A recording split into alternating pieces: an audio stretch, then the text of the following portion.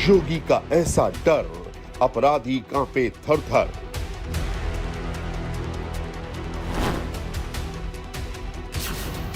अगर किया गुनाह तो सबका हिसाब बराबर। योगी का एक ही फरमान, मत देखो हिंदू मुसलमान।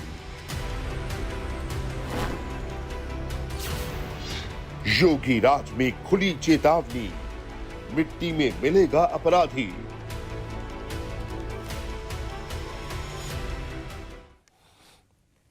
नमस्कार, मैं हूं अमित पालित। अपराधियों में नहीं कोई भेदभाव, योगी राज में सबका हिसाब। क्राइम का एनकाउंटर, क्रिमिनल कांपे थर-थर। क्राइम को लेकर जीरो टॉलरेंस है और योगी सरकार का यही मोटिव है।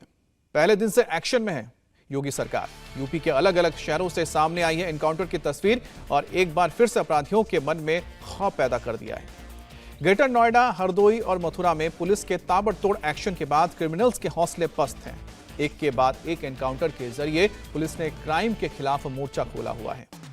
तस्वीरें यूपी के 3 अलग अलग शहरों की हैं। ये जो मैसेज देने के लिए काफी है कि योगी राज में क्राइम के लिए कोई जगह नहीं है। अपराधियों को किसी भी कीमत पर उनके गुनाहों की सजा मिलकर रहेगी। ग्रेटर नोएडा में महिला के कत्ल के आरोप में 2 बदमाश घायल हो गए। हरदोई में 6 साल की मासूम से दरिंदगी करने वाले को पुलिस ने एनकाउंटर के जरिए पकड़ा। तो वहीं मथुरा में साधु के वेश में 7 साल से फरार बदमाश को साधु बनकर ही स्वाट की टीम के लोगों ने, इंचार्ज ने गिरफ्तार कर लिया।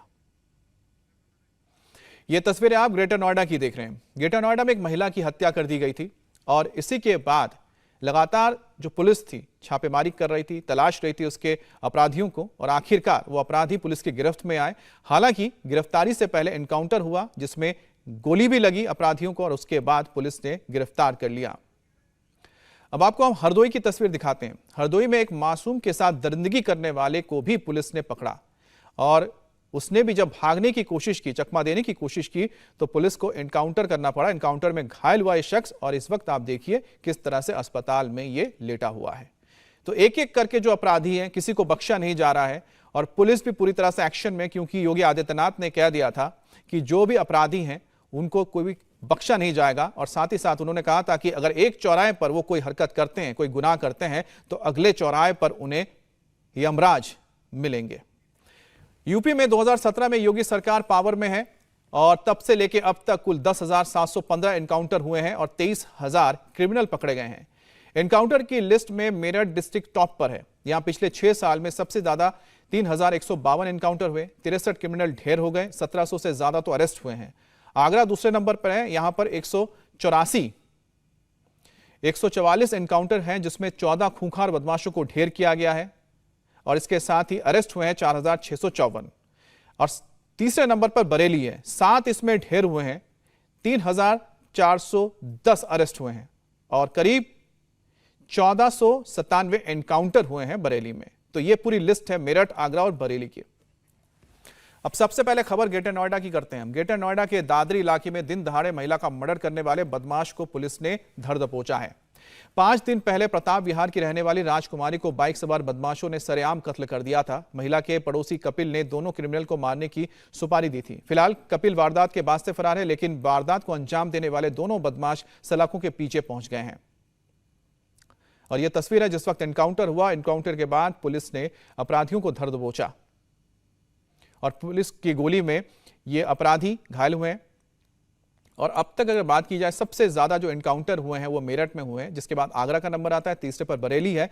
लेकिन उत्तर प्रदेश की अगर बात की जाए तो इसमें पश्चिमी उत्तर प्रदेश सबसे महत्वपूर्ण हो जाता है, जिसमें ये सभी इलाके आते हैं। 2 इलाके सबसे ज्यादा इसमें आते हैं। एक हो गया आपका आगरा, ही कह सकते हैं ब्रज का इलाका है, और दूसरा यहाँ पर मेरठ है जो पश्चिमी उत्तर प्रदेश में पड़ता है। अब ये उस महिला की तस्वीर है जिसकी हत्या कर दी गई थी। पड़ोस के ही एक व्यक्ति ने सुपारी दी थी, जिसके बाद 2 बाइक सवार लोगों ने इस महिला की हत्या की थी ग्रेटर नोएडा में और उसके बाद पुलिस ने आखिरकार दोनों हत्यारों को पकड़ लिया जो इस मर्डर में शामिल हैं। 26 सितंबर को मर्डर की इस वारदात में शामिल बदमाशों की तलाश लगातार की जा रही थी, दबिश दी जा रही थी। बदमाश हत्या के एवज में पैसे लेने के लिए पहुंचे थे, तभी पुलिस ने इन्हें धर दबोचा। तो सुनिए आखिरकार पुलिस ने क्या बताया। थाना दादरी पर एक मुकदमा 529/23 लिखा गया था, जिसमें सरस्वती विहार की रहने वाली एक महिला का 2 बाइक सवार शूटर्स ने गोली मारकर हत्या करी। इस घटना के अनावरण के लिए लगातार टीम्स काम कर रही थी और इसमें मृतका के ही पड़ोसी कपिल का नाम सामने आया था और उसने 2 शूटर्स हायर किए थे इस काम को अंजाम देने के लिए। आज वही शूटर्स अपनी कॉन्ट्रैक्ट किलिंग का पैसा लेने के लिए वापस इस क्षेत्र में आए थे और पैसा लेकर जब वो लौट रहे थे तो उनकी पुलिस के साथ मुठभेड़ हुई, क्योंकि पुलिस की कॉम्बिंग लगातार चल रही थी। पुलिस मुठभेड़ में दोनों लोग गिरफ्तार हुए हैं। इस घटना में कई अन्य साक्ष्य और अन्य लोगों के भी नाम प्रकाश में आ रहे हैं, जिनके विरुद्ध साक्ष्य संकलन करते हुए गिरफ्तारी करी जाएगी और घटना के बाकी बिंदुओं का भी अनावरण शीघ्र इसमें किया जाएगा। ग्रेटर नोएडा के दादरी इलाके में दिन दहाड़े शूटआउट पर सबसे बड़ा एक्शन हुआ है। हमला करने वाले दोनों शूटर गिरफ्तार हैं। इंडिया टीवी संवाददाता अतुल भाटिया की ग्राउंड रिपोर्ट आपको दिखाते हैं। 26 सितंबर को दादरी के प्रताप विहार इलाके में 40 साल की राजकुमारी की गोली मारकर हत्या कर दी जाती है। 2 युवक बाइक पर आते हैं, बकायदा उनके हाथों में हथियार थे। राजकुमारी अपने घर से कुछ ही दूर चली थी, जहां पर उसके ऊपर ताबड़तोड़ फायरिंग की जाती है, गोलियां लगती हैं राजकुमारी के। उसको नजदीकी अस्पताल लेकर जाया जाता है, जहां पर डॉक्टर्स जो है वो उसको ब्रॉड डेड डिक्लेयर कर देते हैं। जो दोनों बाइक सवार थे वो इस हत्या की वारदात को अंजाम देने के बाद मौके से फरार हो जाते हैं।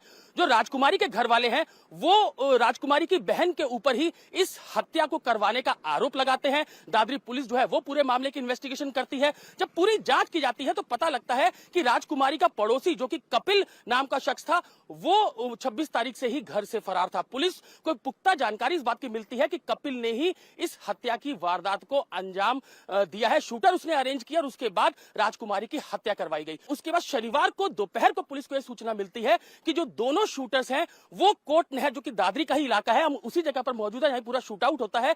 जो दोनों शूटर हैं अरविंद और इसके अलावा अनिकेत एलियस दुजाना, वो दोनों पेमेंट लेने के लिए कोट नहर पर पहुंचेंगे, जो कि दादरी का ही इलाका है। वो यहां पर आते हैं। पुलिस टीम जो है वो उनको घेरती है।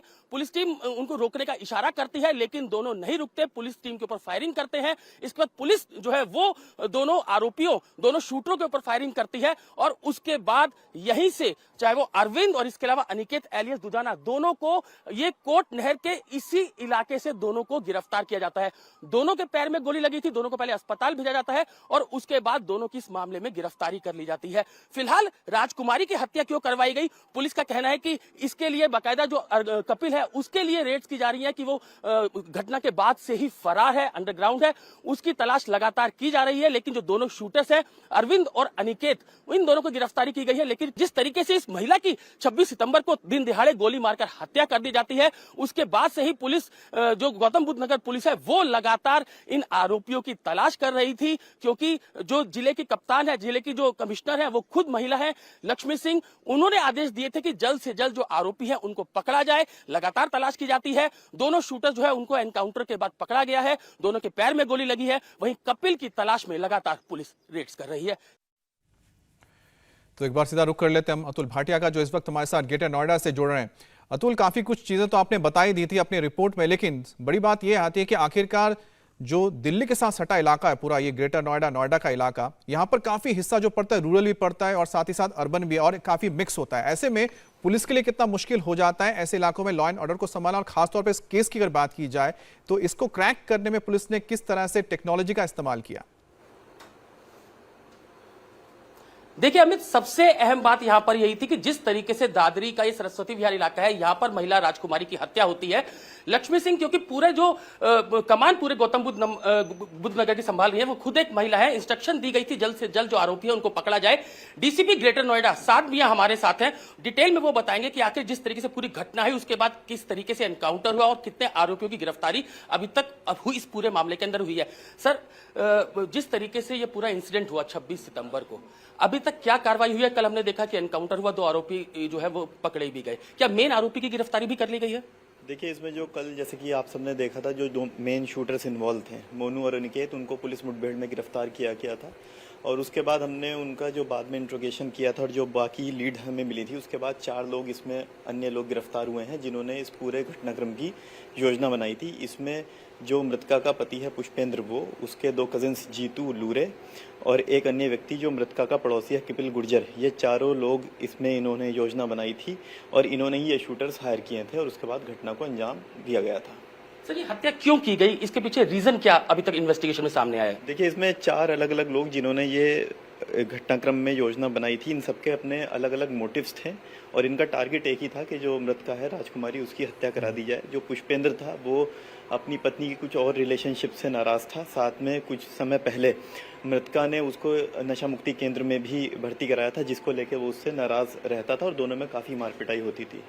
जो बाकी लोग थे उनका मृतका पे कुछ पैसा उधार था और ये लोग सोचते थे कि अगर इसको रास्ते से हटा दिया जाए तो जो पैसा उधार दिया हुआ है वो सब माफ़ हो जाएगा और उसके बाद इनको ये पैसा उसको देने की ज़रूरत नहीं पड़ेगी। पैसे उधार को भी लेके इनके मृतका से कई बार लड़ाई हुई थी, जिसको लेके ये चारों लोग का एक ही मोटिव था कि राजकुमारी को रास्ते से इसमें हटा दिया जाए। बिल्कुल अतुल, तो यहाँ पर हमने सुना कि किस तरह से जो यहाँ के आला अधिकारी हैं साद मियां, जिन्हों की टीम ने इस पूरे केस को क्रैक किया, उनसे बात की अतुल भाटिया ने। बहरहाल आगे बढ़ते हैं, अब आपको मथुरा की खबर दिखाते हैं। यहां पर 7 साल से फरार हत्या के आरोपी को पुलिस ने एनकाउंटर में गिरफ्तार किया है और गोपाल नाम का यह शख्स पिछले 7 सालों से साधु का वेश बदल कर रह रहा था, जिसे पुलिस एनकाउंटर के जरिए गिरफ्तार किया गया है। इसको गिरफ्तार करने के लिए स्वाट टीम के इंचार्ज ने भी साधु का हुलिया बनाया था। आपको 2 तस्वीरें दिखाते हैं। पहली तस्वीर में साधु के वेश में आरोपी गोपाल नजर आएगा, तो वहीं दूसरी तस्वीर में स्वाट प्रभारी अभय शर्मा जी हैं, जो आरोपी को पकड़ने के लिए कई दिनों से साधु का रोल में नजर आए थे। साधु के रोल में लगातार वो घूमते रहे ताकि वो आरोपी को पकड़ सके, क्योंकि जो आरोपी था वो खुद साधु का वेश बनाकर छुपा हुआ था, लेकिन उसे पकड़ने के लिए स्वाट टीम के जो लीडर थे उन्होंने खुद भी वेश बदला और फिर आखिरकार उसे धर दबोचा। मथुरा देहात के एसपी त्रिगुण विस्ने की हम बात करते हैं, जिन्होंने एनकाउंटर की पूरी डिटेल दी है। वर्ष 2016 में ठाकुर कृष्णपाल सिंह की हत्या का आरोपी गोपाल आज जो है यहाँ पर कोसी कला में गोपाल बाग नहर पटरी पर किसी काम से आने वाला है। इस सूचना पर थाना कोसी पुलिस व स्वाट टीम के द्वारा वहाँ पे चेकिंग आरंभ करी गई। एक व्यक्ति इनको आता हुआ दिखाई दिया, जिसको कि जब रुकने का इशारा किया तो उसके द्वारा पुलिस पर फायर किया गया। पुलिस के द्वारा भी जवाबी फायरिंग करी गई, जिसमें कि एक गोली उस व्यक्ति के पैर में लगी है। पूछताछ में उसने अपना नाम गोपाल बताया, जो कि सन 2016 से हत्या में वांछित था तथा इसके ऊपर 25,000 रुपये का इनाम था। मौके से एक तमंचा तथा भारी मात्रा में गोलियां बरामद हुई हैं। घायल व्यक्ति को नजदीकी अस्पताल में इलाज के लिए भर्ती कराया गया है। अब आपको हरदोई की खबर बताते हैं। यहां पर 6 साल की बच्ची से रेप के आरोपी को एनकाउंटर में पकड़ा गया है और यही वो आरोपी है जिसको गिरफ्तार किया गया। पुलिस को चकमा देकर भागने की कोशिश कर रहा था जिस वक्त पुलिस ने एनकाउंटर में ये घायल हुआ है और इसको अब अरेस्ट करने के बाद अस्पताल ले जाएगा इलाज के लिए। लेकिन जो बच्चे के साथ दरिंदगी की थी उसको भी बख्शा नहीं गया। आखिरकार वो पुलिस के हत्थे चढ़ गया। भागने की कोशिश जरूर की थी लेकिन पुलिस के साथ मुठभेड़ में घायल हुआ है, जिसके बाद पुलिस इसको अस्पताल लेकर गई। अब अस्पताल के बाद ये सीधा सलाखों के पीछे जाएगा। तो एक एक करके जो तस्वीर सामने आई उससे एक बात तो क्लियर है, योगी आदित्यनाथ ने जो मैसेज दिया था कि किसी भी अपराधी को बख्शा नहीं जाएगा, अब पुलिस पूरी तरह से एक्शन में है।